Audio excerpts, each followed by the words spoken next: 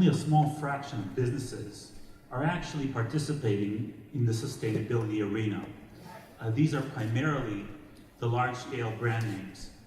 Imagine what would happen if we were able to overcome the barriers and bring in the vast majority of manufacturers throughout our supply chains to participate and actually innovate and compete on sustainability metrics.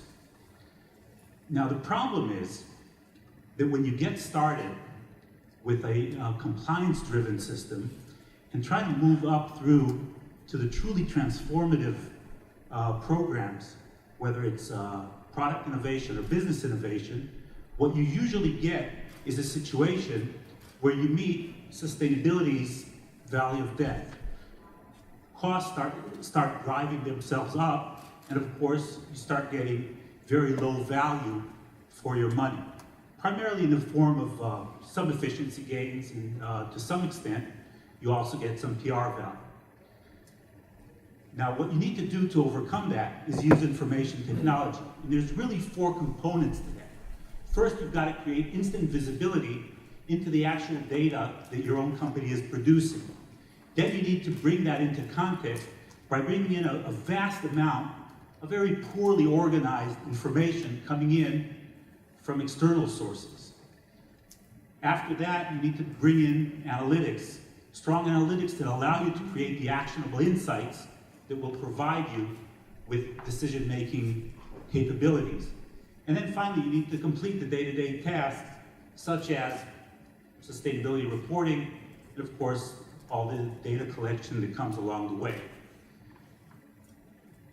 Now, our solution actually focuses on performance metrics with special emphasis on competitive benchmarking and future fit benchmarking along the way. We're also bringing in a new approach to risk management in the form of quantitative stress tests using the external data. And of course, once you get that, we're bringing in the analytics that will provide us to build the type of app approach of tools that our customers require. Now all this, of course, has to happen while you're completing the day-to-day tasks, and we do that using a scalable SaaS-based model that allows us to bring in the flexibility of data aggregation. Of course, all this doesn't happen without a team that has both the capabilities in the information technology, in enterprise and supply chain management, and of course in sustainability. We're now just beginning our 2nd year, beginning commercial application, and of course we're bringing in a whole set of new approaches with some commercial applications as we build it out. Thank you very much.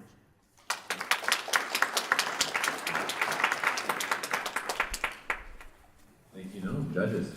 Hey, no, great presentation. Could you elaborate a little bit on who else has tried this in the past? Well, there's a long range of ranking systems, everything from the Dow Jones Sustainability Index, and of course, all the attempts to create all sorts of protocols. In fact, the protocols are competing amongst themselves, and there's a large range of players such as Walmart and everyone else that's been trying to dig into their supply chain.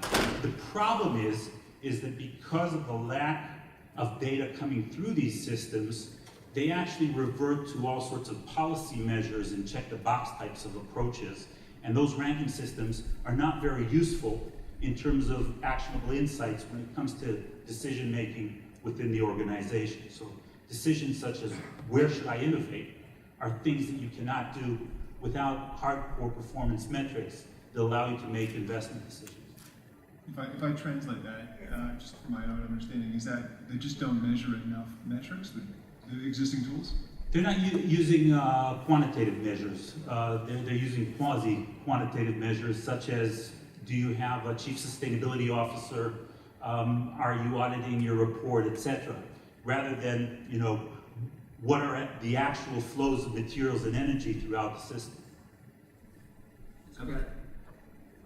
I have a question about pricing. Can you talk a little bit about the pricing structure? Is it based on seats, annual? What does that look like? No, it's not based on seats because that would actually create a situation where we get data that's not good enough, and it would put the CFO against the Chief Sustainability Officer. We wouldn't want that to happen. So what we do is we have a site-based system. Industrial sites are $6,000 per year. There's also a corporate fee, and then we build it out based on the number of sites you might have. You know, quick follow-up, what is the integration, if any, what does that look like with the existing, with your client? So we start without any integration. We actually have our clients send us their historic data.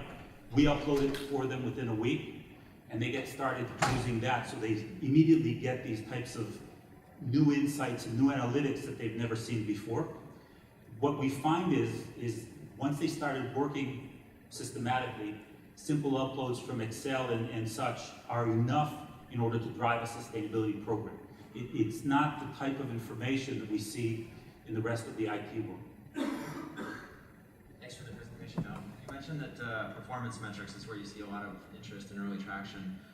So I guess, at risk of saying something controversial at an eco-oriented conference, why do you lead with a sustainability message instead of something more operational, where you might find easier, or might find it easier to get buyers on board and to find champions within the organization based on those insights? Because when you actually look at the trends and when you start bringing out performance metrics for sustainability, you can come to pretty interesting strategic decisions. And we've actually, as we started bringing in vast amounts of data, we started seeing things that before you haven't seen.